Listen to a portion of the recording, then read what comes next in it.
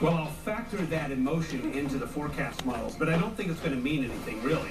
Here's the latest on that winter storm watch. And you see, not everybody in West Michigan is covered, but certainly along and south of I-94, Van Buren County, Kalamazoo, Calhoun County, and then also Branch, St. Joe, Berrien, and Cass counties, all in this winter storm watch. Now, it doesn't go into effect until tomorrow evening, as the brunt of this winter storm, I think, really is going to be reserved for, say, midnight Wednesday to about noon on Wednesday, so about a 12-hour window. But during that time, as you can see, the counties that are in the watch area, I think there is a possibility of a 3 to 6 inch snowfall here. This storm is going to be more intense to the south, and so as you work your way north, lighter amounts, only about 1 inch to 3 inches, say, from I-96 southward, again with more south than north, and then north of I-96, just a dusting, less than 1 inch.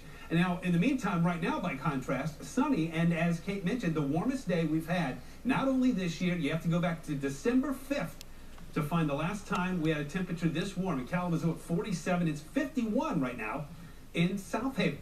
I'll have more on that winter storm that's headed our way and when you can expect the snow to begin. Coming up, Kate. Kate, thank you. A big homecoming for the West Michigan boy whose birthday